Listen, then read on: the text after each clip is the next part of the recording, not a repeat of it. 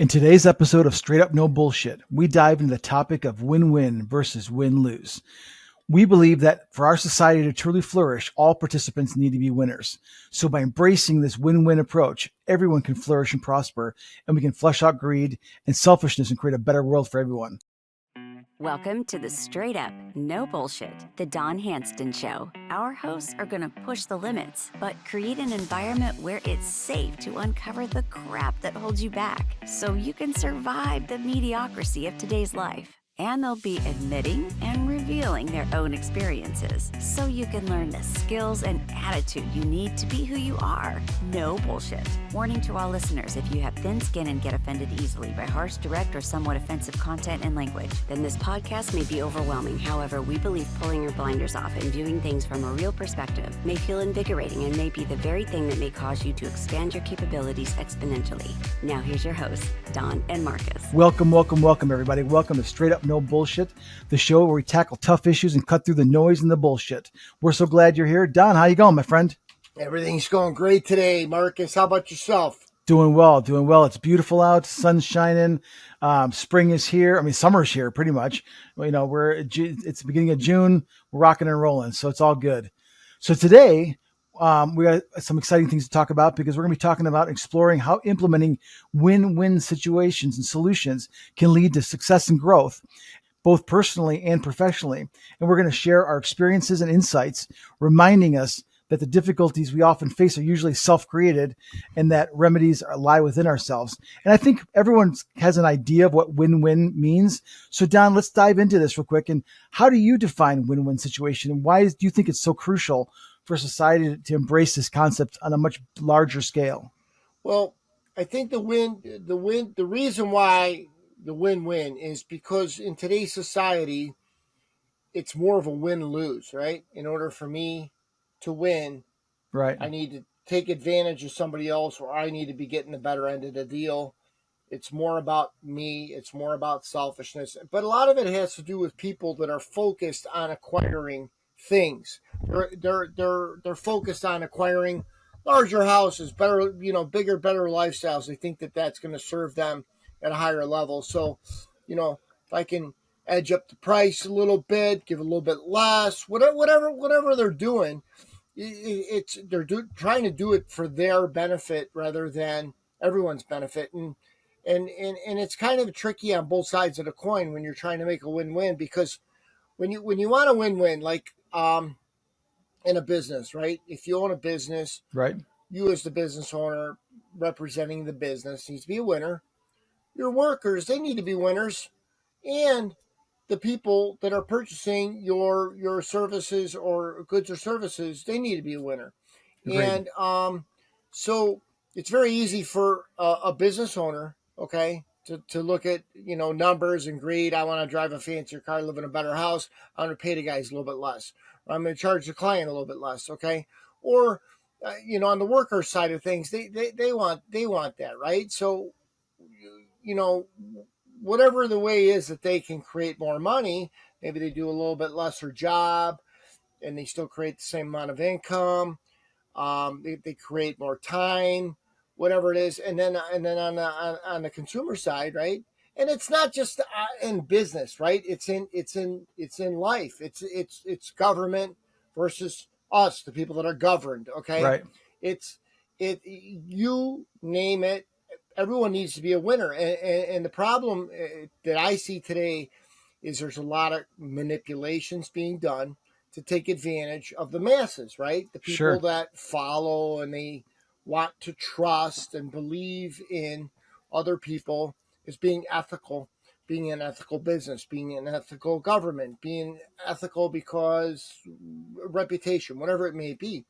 But if people just stopped trying to take advantage of everyone, and I think a lot of it's got to do with greed too, because a lot of it has to do with if I charge more and I give less, or the government heightens the taxes and you still got crappy roads and right, crappy educational systems, whatever avenue you might want to put that in, there's somebody that's taking advantage of somebody else, and it's usually because of greed and power, just like anything else. And I think that if people can take their eyes off of, and I've talked about this many times before in a lot of these podcasts, if people can take their eyes and their thoughts, right, off of the actual monetary value of things, okay, and look at what makes me happy. You know, Right. like they talk about the true gift of giving is giving. It's not Yeah. receiving, it's giving, right? Right. And so realistically, we should be out there trying to help other people rather than simply trying to create success. Now, if you're out there helping people, you're always going to have what you want in life, and you're going to probably be happy, and you're going to be satisfied. And Yeah. but a lot of these people, you know, like I said, governments, organizations, doesn't matter. They're solely looking out for themselves, Right. but yet these are the people that have the tremendous amount of problems because, you know, life isn't about being self-serving. Life is about helping other people. You have to help yourself in order to help other people, just True. like love and everything. Yeah, I love yourself before you love other people. But the thing is if we're out there trying to help each other, okay, Yep. at whatever degree, first off, with money will always follow, and maybe it's not money, maybe it's what it is that you require in life to truly make you happy and healthy and really put the connections together for a successful life. It's not about acquire how many zeros can I get on my bank account by taking advantage of my workers, taking advantage of the government, taking advantage of customers, taking advantage. Like, all right, so you got a couple extra zeros on the bank account, good for you. I guarantee you're loaded up with problems because you've done so many things unethically that truly hurts you. Hurts you. Okay. Yeah, it hurts you mentally, and I think it hurts you spiritually as well. I think that, you know, some people say, well, karma. Well, you know, some people believe in karma, not. But you know what? I think what comes around goes around. And you know what you were saying about, you know, if you give first, you know, what is every spiritual, very philosophical text talked about? The more you give, it comes back to you tenfold. It might come back to you hundredfold, depending on the love and the goodness that you're kind of going out there and putting it out there. So I think, you know, one of the biggest examples, you were talking about the government doing these things, is back when, you know, the whole COVID thing was going on and we had, you know, the shutdowns, and then there were supply chain issues. And I think those supply chain issues were resolved way, way sooner than they were letting on, because guess what? They were able to charge more money because there was scarce. You know, as we know, supply and demand, when supply goes down, demand goes up, prices go up, and they're able to take advantage of that. Whereas now you see these companies, oh, we're having supply chain issues. Really? 2 years later? Come on. Now, I'm not saying that that's an absolute, you know, there's going to be some exceptions to the rule, but I think there's way too many businesses out there that are taking advantage of this whole, you know, price gouging because of, you know, so-called supply chain issues. And the government perpetuates that even more so, you know, with all the bullshit in the news and just lying to us. I mean, that's what it's coming down to. It's almost not even, well, we won't go into, you know, politics here, you know, right, left, but it's all about people that are doing good and people that are not doing good. Plain and simple. Yeah, and I agree with you. But even put it into this context, okay? Let's say you own a company, okay? I'm not going to point any out because I don't, you know, you got a company, and you're like, you know what? People are going to pay because they Right. want it. You know, it doesn't matter if it's fast food. You know, if people want it, they're gonna go buy it. Yeah, doesn't really matter what it is. Okay, let's for the sake of it telling a story, let's call it a bag of chips. Okay, bag of chips was $3-4 for bag. You know, a nice size bag of chips. Okay, right. Yep. Well, they say, you know what? We're gonna make the bag bigger. So we're gonna bigger bag, right? We're gonna put more air in it, less contents in it. And maybe we're going to even use a different ingredient that's cheaper, okay? Right. But yet, it's going to look like you're getting more. You're getting way less. But instead of $4 for that bag, we're going to charge $7, okay? Yep. Okay, great. People are still buying this shit because, you know, I don't think people really pay attention. I got to have my whatever chips. And so they buy it. Well, then it gets to a crucial point where they're getting chewed alive with credit cards and inflation and all the nonsense that's going on. Well, now it starts hitting them like, wait a minute, this bag of chips is killing me. I put it on a credit card. I paid 30% interest on the credit card for $7 bag of chips that isn't even worth $4 that I was originally paying. Well, Right. how does that affect the person that's gouging? Okay, the person that's gouging all of a sudden says, "Oh my God, we're not selling that many chips. Right. Oh my God, we have to shut down some conveyors. Oh my God, we have to shut down some plants. Oh my God, we have to lay off some workers." So really, are they really helping themselves? No, it's a temporary fix, and it's no different, right, than temptation, right? Temptation. It's I don't want to get off on religion either, but Right. the devil, temptation, Adam and Eve, the bite out of the apple, all of this nonsense. But the thing is people go for the money because they can, and it's called temptation. And then what happens is it ultimately creates their demise. So, people wind up thinking that they're getting what they want to get, Right. but really what they're getting is what they don't want to get. Okay. And if they just kept things fair and they tried to actually serve people, hey, you know what? We're going to have the same price on our chips. We're not going to put all that extra air in the bag. But you know what? We got a new ingredient that we put in there that's anti-aging, or it's going to help you out cardiovascularly or something. Right. There's some kind potato of chips. benefit That'd be good. There you for go. the people, right? Yep. Some kind of benefit for the people rather than, you know what? These people, they're not real smart with money. They're probably going to put on their credit card, have to pay 30% interest on their credit card for overpriced bag of chips. But so they're taking advantage of these people that like they're not real intelligent about their money. But then all of a sudden, when these people don't have money to buy their chips, now they're screwed. So like that's just one example. But when we wind up trying to take advantage of other people, what happens is, a fox outsmarts a fox. Okay, himself. Okay, when somebody's too cunning, okay, and they're crafty and they're shifty, and you think Right. that they're going to get away with something. My dad always used to say, he said, a fox outsmarts itself, and it's true. And so sometimes I think when if you sit back and you say, you know what, am I really helping somebody out by doing this? Am I taking advantage of them? And you kind of sort it out. And everyone's going to have a different idea. Some people Right. are going to say, you could be doing your best to help people out. They're going to say he's taking advantage of me. Everybody's had a different viewpoint. But the thing is if you can go to bed, you feel good about what you're doing, and you think it through, okay, I think you're going to be making good choices, and I think that you can create that win-win. And when more people become winners, guess what? The whole environment, everyone flourishes. If I win and the guy next door fails, that doesn't help me. That hurts me. Right. Okay. And like we've learned from Dr. Steve and Starman and so forth, when you put that energy out there, that win-win energy, it has a ripple effect across the entire universe. It makes it all better. So it's interesting you're talking about the bag of chips example, because if you think about it, think of all these big companies that, a lot of us we go to today, like Walmart. When Sam Walton created Walmart, it was truly a win-win-win situation all the way around. They were winning. They were making money. They were making profits left over right. Stock, the stockholders were making money. But guess what?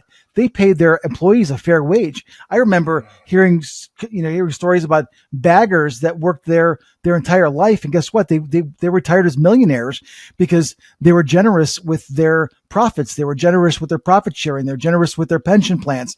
And guess what? Sam was always out looking up for the best prices. So the consumer won as well. So it really was a win-win situation. But what happens, after a bunch of decades, he dies. The board takes over. Maybe the kids took over, whatever.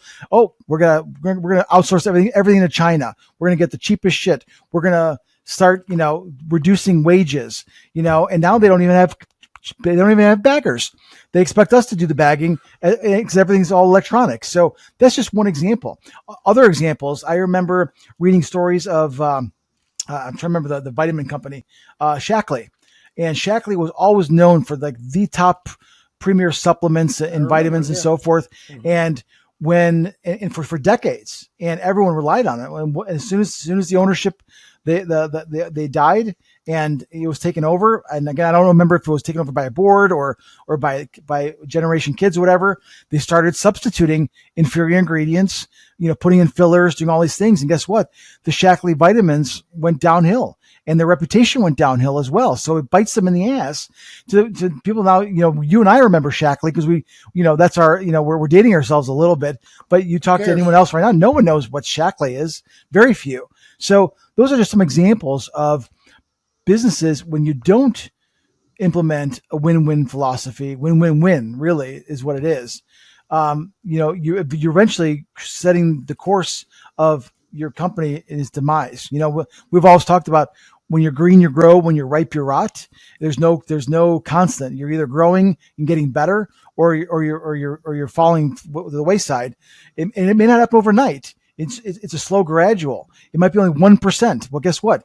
1% a day, 1% a month, in over a couple of years, couple of decades, you're going way down or you're going way up. So that's that's some of the things that I see historically. And again, with this whole environment and all this nonsense with the media, and they just tell stories. They don't even tell the truth anymore.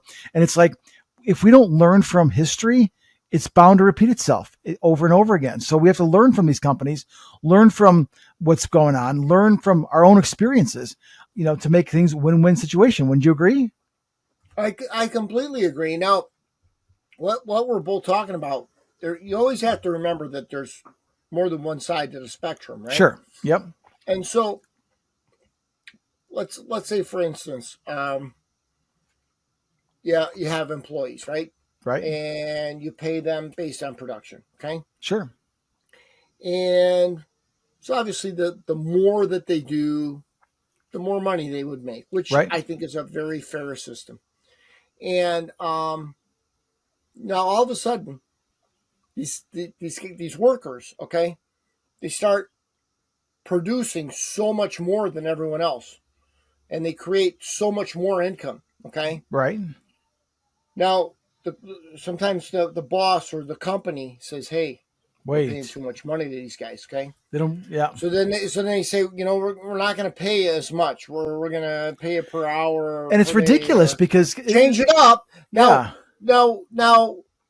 it's called cutting your nose off, spite your face. Okay, exactly. So now the guys actually say, "Okay, well, you're going to pay us hourly, or you're going to pay us at a smaller rate, or whatever." So they cut down their production. Well, when people are making money, okay, and you're paying somebody based on production, you as a company make more money. So exactly. It's advantageous to you as long as the quality of I never understood the goods or services are still up to snuff. Now, there's another side to this. So now you have workers, right? And they say, okay, we're going to motor through this stuff. We're going to get as much done. Now, right. You look at the end result, the product, the satisfaction of the client, the goods or services, the quality of it, right? Right. And all of a sudden you realize it's not up to snuff, but they just want to make more money. Okay. So the problem with sometimes with money is it creates greed. Sometimes you can have the best employee and you give them a raise, okay, and it turns into the worst employee, or they take it on to a different job. I'm just going to make up numbers, but let's just say you got somebody and you paid him $100,000, and now we're going to pay him $200,000. I'm just making up numbers, okay? Right. And that person believes I'm worth $200,000, right? Yeah. All of a sudden, they start feeling like they're above other people that don't make the same money that they make. But that's ego. That's mindset and ego getting in the way of it. I don't really know what words describe it. Okay. Yeah.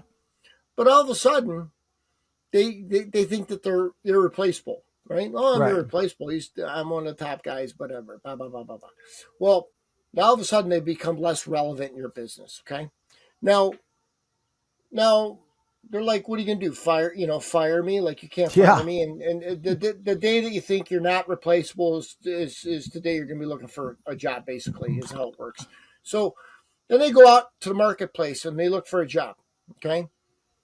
And they're telling people, I want to make $200,000. Okay. nobody's out there. Nobody even wants to pay them the original 100,000 that they made. Right. Well, see, a lot of times people they're swinging the bat at the money, okay, and they're swinging as hard as they can, and it's fine. Maybe they hit the ball and they do it really good, but a lot of times what they do is they short shoot themselves, and I think that the fact that the majority of people are chasing the money, Right. thinking that that's the happiness, that that's the end of the rainbow, that's the gold at the end of the rainbow. See how much money I can make, see how much stuff I can accumulate. Right. And but if you stand back and you look, because I know a lot of these people, you stand back and you look at these people, and they have the most problems of anyone that I know. Their heads up, their minds twisted, their family life, their connections. They got therapists or on pharmaceutical drugs. They don't have any good friends. Yeah. Like, it's really kind of crazy because they're not really getting what they wanted. If they created a win-win situation, they'd have good friends. They'd probably get along with their family. They wouldn't be chasing money. They'd spend time with their family. They would spend time on themselves to kind of cleanse their mind and their soul so they could be happy. They could work on their health rather than I got to get quick, fast food because I got to get to work to make more money.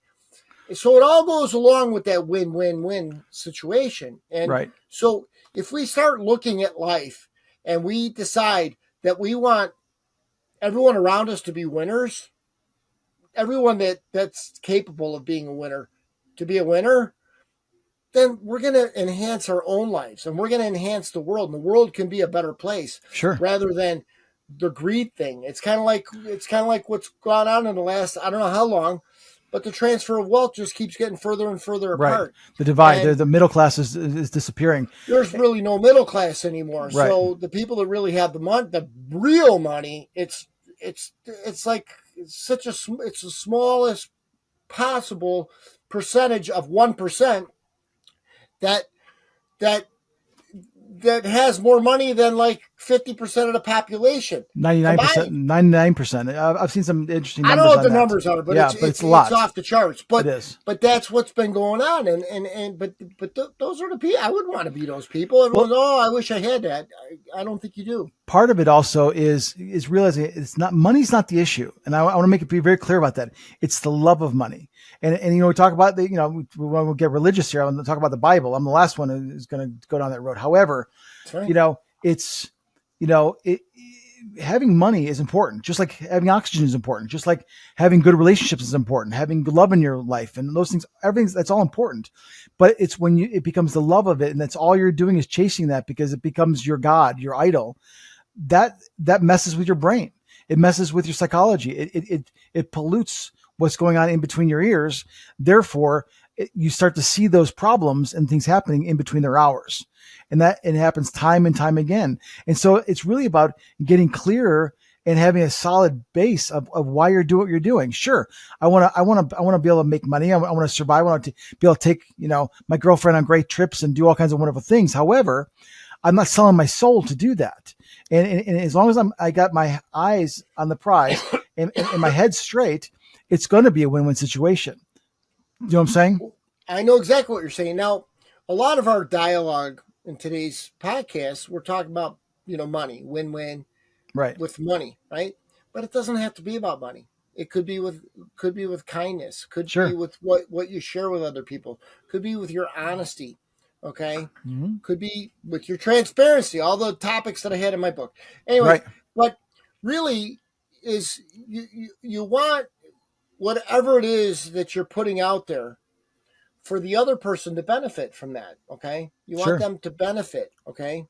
And if you are trying to create benefits for other people, that's, as far as I'm concerned, that's a win. So if you're trying to create benefits, and it could be creating awareness, right? It could be being honest. It could be doing something for a neighbor. I had the snowblower on, I got your exactly. Snow. Yep. The package was on your porch, looked expensive. I put it in my house so you got home. Could be something simple. Okay? Sure.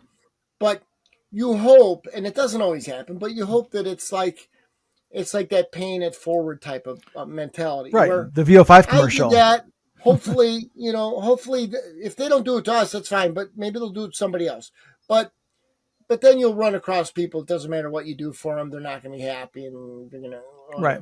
there's animosity in between their ears, so it's fine. But if you're attempting to hold the door, you're attempting to help someone else be a winner. Yep. Like today, I went into natural doctor appointment, right? Right. I don't get an appointment because I know the doctor, so I just show up, and people are like, "Oh, you're ahead of me," and I said, no.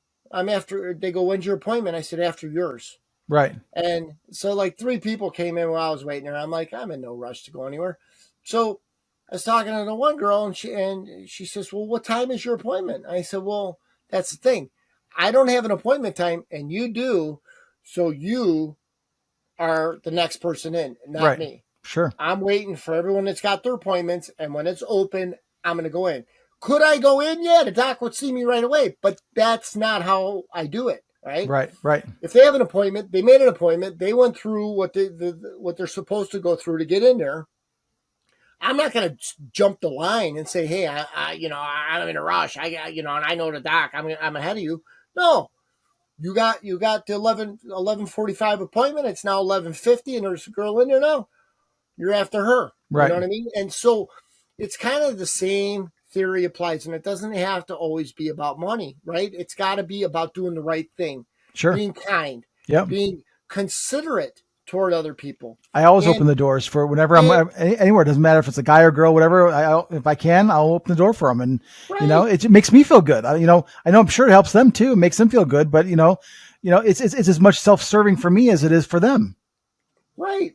And so today I went into one of my vendors and I said, there was this mix up in these problems or whatever. I said, and I told him, I said, I'm not one of those people that is a complainer. I said, but we don't need to focus on the problems. We need to focus on the solutions, right? Mm-hmm. And so it's not a problem, but it's something that you need to be aware of. So down the road, it doesn't create a problem for you. And so, he was very thankful that I came and I said it like that because I'm truthfully not a complainer, but people need to be aware where there's potential problems coming into play if they're not handled, right away. Agreed. So I think it's how you talk to people. It's how you treat people. Yep. It's about the gift of giving. It's about caring about others other than yourself. It's about just caring, right? It's the difference between people is 2 things. The guy that cares and the guy that don't. Okay, that's it. Right? Either you care or you don't care. Right. And I'm finding that a lot of people don't care, but I'm finding that a lot do. As times getting tougher for people, they're starting to care. Sure. And so I think we're at a turning point. We're at a what's the word? Precipitous, where things have to change. Precipice. Yeah. Whatever the word is. I'm not a big vocabulary guy. No worries. So the thing is we're at a point where things have to change. Okay. Right. Correct. And people are realizing it because a lot of times the benefit of things going down, things getting worse, is it creates a must change attitude for people. And I think that people have been on cruise control for a long time. And I think that complacency. And people need to say, you know what? If I want a different whatever, I have to change. It's time that I have to change. If I'm not liking, then I have to change. If it's creating hardships, then I have to change. So bad times isn't really. There's a silver lining. Right. There's always a silver lining to the bad stuff. So the bad stuff opens your eyes to what the good stuff needs to be, and that's choice, right? Exactly. Yep. If it's to be, it's up to me. And my grandfather always said, if you don't care, like who gets the credit, you'd be amazed at what you can accomplish. And that kind of works into that. And so I have an interesting story. When I bought my first house, I was living with a fraternity brother, and he decided to get married. So I was renting a room for him for about a year, and I ended up living in my girlfriend's basement for quite a few months until I'm like, you know what? I've been taking all these real estate classes. I need to be creative, right? So I wanted to buy a house. I had a great job, but I didn't have a lot of money saved up. However, I had a friend who didn't really work a lot, but he had a big settlement from, he had this accident and he got like millions of dollars from it, whatever. Anyway, make a long story short, I said, listen, let's make it a win-win situation. How about this? We buy the house. We put it 50-50. We'll put it in a land trust so that we both have control over it. And you put up the 50% for the house as our down payment, and I'll pay the mortgage. And we did that. Got my first house in Deerfield. It was awesome. And we, lived there for a few years until I went and got my townhouse and got married. So, it's, when you have situations, cause in the beginning, I'm like, I need to find a place to live. I need to, I want to have a house. I hear investing in real estate makes a lot of sense. And so sometimes you have to think outside the box. Sometimes you have to be creative. Sometimes you have to think about the other person and sit in their shoes a little bit and see what do they need? He didn't have a job, so he didn't want to have monthly payments. So we found a way to make it work, and it worked out great, and again, you get to learn, a lot about people when you live with them. So it didn't last for a long time, but a few years, and it worked out great. You move on. You said something interesting. You said you have to be creative. Well, Yep. It goes back to my jargon, all nonsense that comes out of my mouth. You need to be the creator. Correct. You are the creator of your life. Yep. If you don't have things in your life that you don't like, create something different. Exactly. Don't go blaming it on other people and being the effect of other people's creations. And I do a lot of meditation and stuff. And today I was doing some meditating and I was telling somebody about our podcast about being the cause versus being the effect. Right. Well, I was starting to think about it, and I'm like, well, if you always are the cause, that means you're always creating. You're creating your own, right? Sure. What Yep. what is, and when you're the effect, okay, you're really the effect of other people's creations. True. Okay. Yep. Because if you're the effect of your own creation, it's very easy to change that, right? Just create it. Something different, something that you want. And so it's really interesting because I think a lot of these things have been put together and people don't realize that they're the creators of their own lives. And when you're the effect, whether it's an illness, whatever your problems are, and you're the effect of the environment, we can call it, really, you're just the effect of other people's creations, okay? Sure. Which is relevant to this conversation we're having now, Okay. because they've created something that benefits them and doesn't benefit you. Okay. Right. Okay. Whether you think so or not, everything in this world, everything in this universe has been created. Okay. By who? We don't know. And that's why if you're the architect, if you're the creator of your own life, okay, Yep. you're going to have everything that you want. But if you're just going to go along with, this is how this is, and that's how that is, and this is what happened to me because of this, well, then you're just the effect of everyone else. You're not the architect. You're not the creator, and you're not creating your own life. And so shame on you. So maybe that's beyond people's realms. But if people can realize that they can create and stop following the path that everybody else wants them to follow, and it's relevant to this because money, right? People chase money and then they have problems. Well, I mean, attract money. Don't chase money. Attract money. There's two different things. Does money really give you what you want anyways? Yep. No. So, you have to always sit back, be the creator, and when you're creating, okay, create something that's going to benefit everyone, right? Not just you, right? And I think really that's the answer. The answer is be the creator of your own life, but be the creator of goodness for others. So your environment gets better and you get better and everyone kind of lifts off. And I can't really sum it up any better than that. But if you're the creator, great job. Yep. Then you're the architect. Get your pen and paper out, draw it up where you're benefiting everyone and everything. Agreed. Yep. That you can. It works great. I mean, I sat down in the beginning of this year and mapped out 5 different areas that I wanted to improve on in my life, and they're all improving. Things are moving, and I focus on it on a daily basis, and we put the wheels in motion. If you take the small little steps and the small actions, the universe has got your back and will take care of the big actions. So absolutely. Yeah. So Don, thank you so much. This has been a great conversation, and hopefully our listeners and viewers really got the idea that, hey, whatever's going on, whatever you're trying to accomplish, make it a win-win-win situation. Make it so everyone wins. Because you know what? Ultimately, that win is going to come back to you tenfold. One last comment before we close it up. Yep. If you create a win for someone else, that's a win for you. It is. That it is. Well, folks, if you liked what you heard here today, please subscribe to our channel. And more importantly, tell a colleague, tell a friend, tell somebody about this, send them a link. And because that's our currency. We're looking to build this channel up. It's like the VO5 commercial, like Don talks about. Two that tells two that tells two that tells two. We've got some lofty goals, and we want to make a difference in people's lives and share ideas and thoughts and perspectives that can hopefully raise awareness, bridge the gap, bring people together versus pushing them apart, and make the world a better place. So like, subscribe, share it with friends. And until next time, we'll see you on Straight Up No Bullshit. Cheers. Thank you for tuning in to the Straight Up No Bullshit, the Don Handston Show. We hope we enlightened you and expanded your perspectives with our bold and honest discussions about what might be holding you back from being your genuine self. And with a simple click to subscribe, we'll invite you back to the next episode. If you want to know more, go to straightupnobullshit.com. We'll see you next time.